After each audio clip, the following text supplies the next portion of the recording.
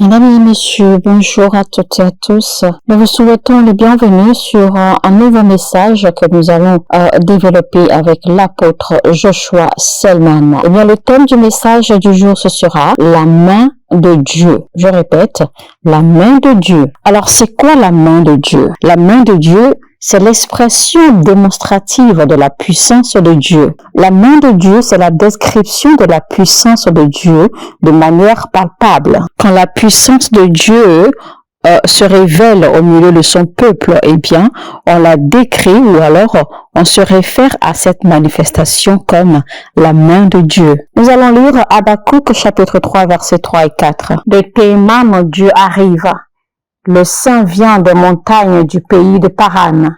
Sa majesté couvre le ciel et sa louange remplit la terre. Il a l'éclat de la lumière et de sa main jaillissent deux rayons. C'est là qu'est le réservoir de sa force. Donc, comme je l'ai déjà dit, quand nous parlons de la main de Dieu, nous parlons ainsi de la manifestation de la puissance de Dieu sur la terre, dans une vie, dans une situation, une circonstance.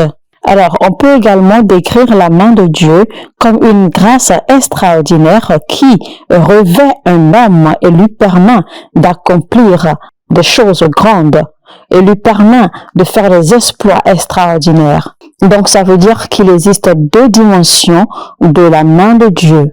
Alors, il y a la main de Dieu décrite comme sa puissance qui se manifeste. Et deuxièmement, il y a la main de Dieu qui se décrit comme une grâce extraordinaire, une grâce surnaturelle qui revêt un homme ou qui repose sur un homme, lui permettant ou l'assistant à accomplir, à faire des exploits. Nous allons lire le livre de Ézéchiel chapitre 3 verset 14.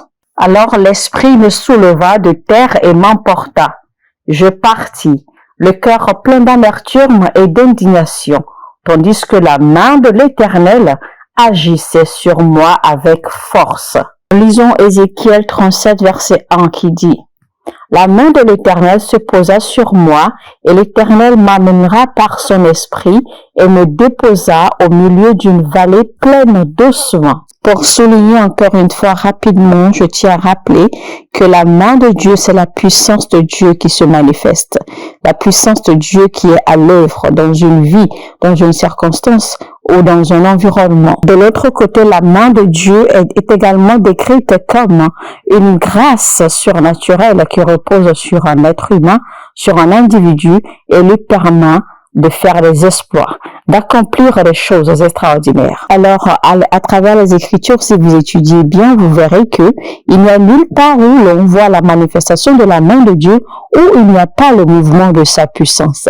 Chaque fois que la main de Dieu doit intervenir, eh bien, sa puissance se déclenche, sa puissance se met à l'œuvre. Il y a toujours une manifestation de sa puissance. Alors, nous allons faire quelques analyses rapidement.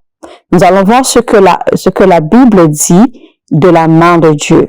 Qu'est-ce que la Bible pense de la main de Dieu? La Bible nous a fait comprendre clairement que la subsistance de l'univers ou la nature, la création a été faite par la main de Dieu. Donc tout ce que nous voyons là qui subsiste, c'est par la main de Dieu. Lisons Ésaïe 48, verset 13. C'est de mes propres mains que j'ai fondé la terre et déployé le ciel.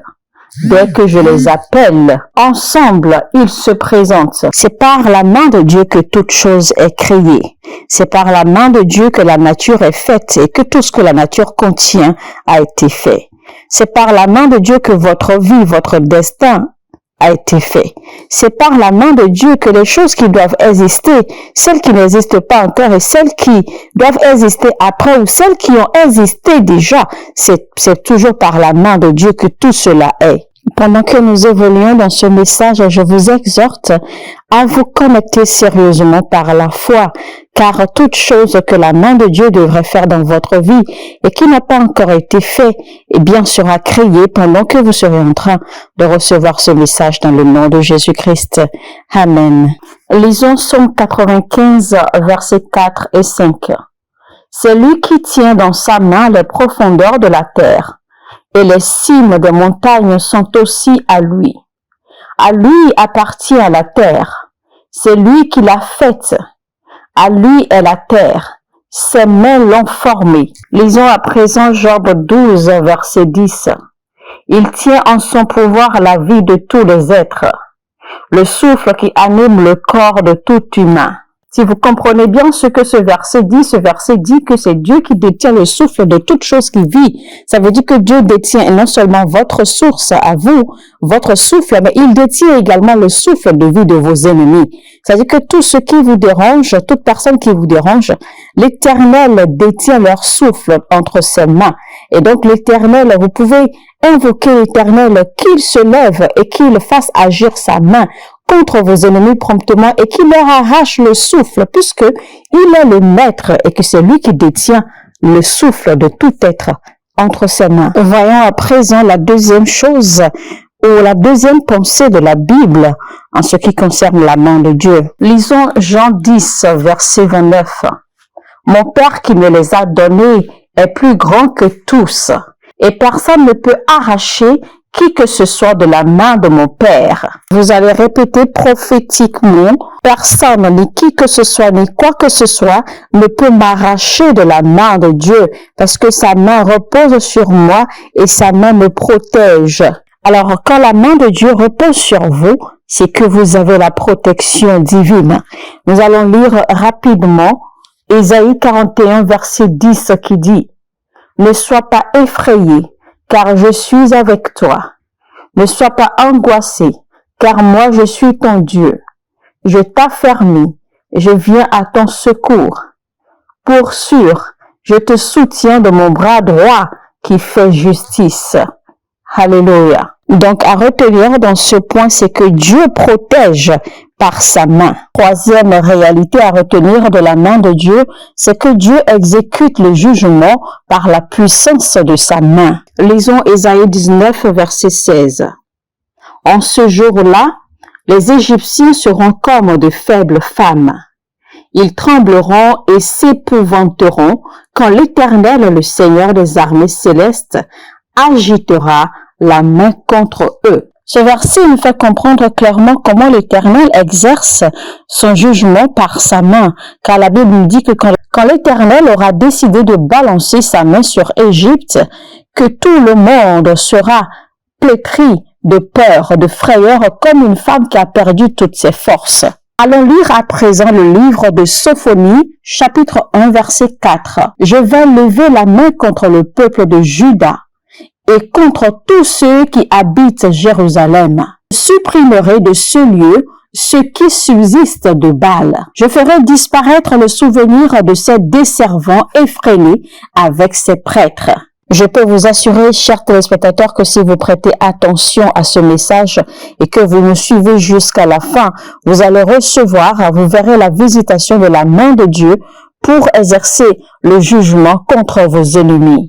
Toute chose qui a résisté la gloire de Dieu dans votre vie de janvier jusqu'à maintenant cédera la place quand l'Éternel fera exercer son jugement par sa main puissante.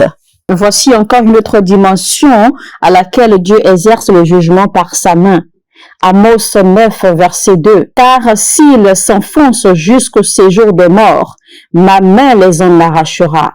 S'ils montent jusqu'au ciel, je les en ferai descendre. » Amen. En même temps, j'en profite pour vous dire, si vos ennemis ne peuvent pas se cacher de l'Éternel, si la main de l'Éternel peut retrouver vos ennemis, peu importe là où ils se cachent, peu importe comment ils se couvrent, plus forte raison, la main de l'Éternel n'est pas assez courte pour ne pas vous transformer la vie, pour ne pas vous déplacer, pour ne pas changer votre situation du jour au lendemain. C'est pour cela que je déclare sur votre vie maintenant, dans le nom de Jésus-Christ, même si vous vous retrouvez dans un coin carré quelque part, figé quelque part abandonné, ne soyez pas surpris que la main de l'Éternel vienne vous trouver, vous soulève, vous transporte et vous transforme du jour au lendemain. Dans le nom de Jésus-Christ, Amen. Vous allez rapidement faire cette prière pendant quelques minutes, chers téléspectateurs. Vous allez répéter, « Mon Père, mon Dieu, que ta main puissante me soulève, me déplace et me repositionne à mon lieu de destin. Que ta main puissante me porte et me repositionne à mon lieu propice de destin. Alléluia. Souvenez-vous que la Bible dit que si seulement vous avez une toute petite foi, comme une graine de sénévé, quand vous allez déclarer à cette montagne, déplace-toi de là et mets-toi ici, la montagne écoutera votre voix et se déplacera. Alors, mais je vais vous poser la question, comment vous exercez votre foi ainsi? Qui pensez-vous déplace la montagne? N'est-ce pas la main de Dieu qui déplace la montagne? Alors, à cause de cette raison, vous allez faire cette prière rapidement. Éternel mon Dieu, mon Père, par ta main puissante, toute montagne qui se dresse devant moi, qui m'empêche d'avancer, déplace cette montagne, enlève-la et jette-la dans l'abîme, dans le nom de Jésus-Christ. Écrase cette montagne devant moi par ta main puissante de jugement. Quatrième point de réalité que la Bible nous démontre par rapport à la main de Dieu. Que dit la Bible encore une fois concernant la main de Dieu? La Bible nous fait comprendre que la rédemption et la délivrance viennent également par la main de Dieu. Lisons Néhémie chapitre 1 verset 10. Ils sont tes serviteurs et ton peuple. Tu as délivré par ta grande force et par tes interventions puissantes. Il y a des gens, quand vous le voyez, vous vous posez la question parce que vous êtes surpris. Vous vous demandez comment se fait-il que ces gens jouissent tant de délivrance, de rédemption, d'aisance, etc. La Bible nous fait comprendre que c'est par la main puissante de l'Éternel. Il est vrai que certains croient en leurs chevaux, d'autres croient en leurs chars, d'autres encore croient en leurs talents, en leur argent, et etc. Mais il existe une catégorie de personnes, une catégorie de gens, quand vous le voyez, vous sentez que de par leur confiance entière à Dieu, eh bien leur vie n'est que le résultat de la rédemption et de la délivrance par la main forte de l'Éternel. Deutéronome 7, verset 8. Mais c'est parce que l'Éternel vous aime et parce qu'il veut accomplir ce qu'il a promis par serment à vos ancêtres. C'est pour cela qu'il vous a arraché avec puissance au pouvoir du Pharaon, roi d'Égypte, et qu'il vous a libéré de l'esclavage.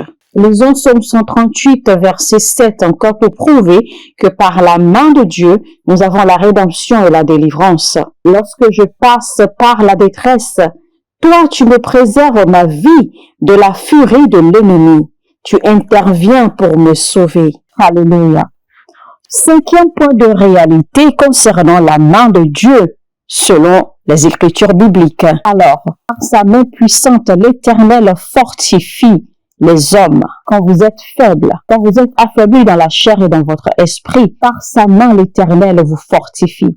Il vous relève, il vous redresse. Lisons Psaume 89, verset 21. J'ai trouvé David pour qu'il soit mon serviteur. De mon huile sainte, je lui ai donné l'onction. Je le soutiendrai de ma main forte et je l'affermirai. Il est écrit également dans 1 Roi 18, verset 46. Rempli de force par l'Éternel, Élie serra sa ceinture autour des reins et courut devant le char du roi Achab jusqu'à l'entrée de Jizréel. La main de Dieu peut reposer sur un individu et transformer sa vie et faire manifester les choses qui ont traîné, les choses qui ont eu du retard dans sa vie pendant des mois ou des années. La main de Dieu est capable de compenser tout cela en une seule fois. Numéro 6. Que dit la Bible concernant la main de Dieu? Alors, par sa main, Dieu élève et exalte. Lisons 1 Chronique 29,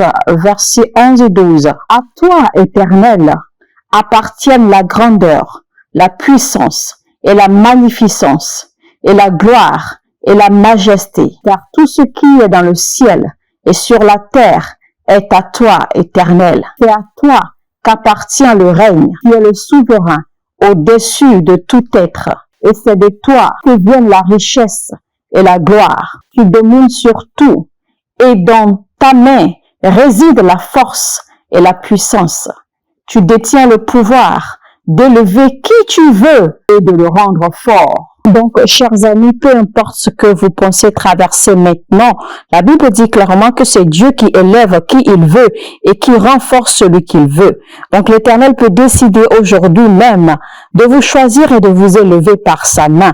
Et quand l'Éternel vous élève, je vous dis, le monde entier vous entendra. Alors, quand vous rencontrez des hommes ou des personnes qui sont élevées par Dieu, ne vous étonnez pas, c'est Dieu qui les a élevés. Alors, par ceci, vous allez prendre cette prière et la faire pendant quelques minutes dans votre confort. Seigneur, élève-moi par ta main, élève-moi par ta main, Seigneur, élève-moi maintenant en cette saison. N'ayez pas peur, chers téléspectateurs, ouvrez votre bouche et priez par la foi. Alléluia. Septième point de réalité concernant ce que la Bible dit de la main de Dieu. Alors, par sa main puissante, l'Éternel fait des miracles. Il produit des signes et des merveilles. Lisons Jérémie 32, verset 21. Toi, tu as fait sortir d'Égypte ton peuple, Israël, par des signes extraordinaires et des prodiges et en déployant ta puissance, en semant la terreur. Ça veut dire que Dieu est capable. Il est bien en mesure de vous offrir un boulot pour lequel vous n'avez même pas postulé. Il est bien capable de vous offrir un visa que vous n'avez pas demandé. Il est capable de vous offrir un mari, quelque chose que vous ne méritez pas. Nous allons lire Exode 3, verset 19 qui dit « Je sais que le Pharaon ne vous permettra pas de partir s'il n'y est pas contraint avec puissance. » C'est pour vous dire que dans la vie, les problèmes ne sont pas appelés à disparaître tout seuls. Il faut une main pour les forcer à disparaître. L'ennemi ne vous laissera jamais partir ainsi. La vie ne vous donnera pas quelque chose simplement parce que vous le désirez. Alléluia. Mesdames et messieurs, c'était donc la première partie de notre message intitulé « La main de Dieu » avec l'apôtre Joshua Selman. Je vous retrouve donc dans l'épisode suivant et nous allons voir la suite. Nous allons découvrir ce que c'est que la main de Dieu, ses différentes facettes, ses différentes manifestations avec l'apôtre Joshua Selman. Sur ce, je vous dis que Dieu vous bénisse et à bientôt.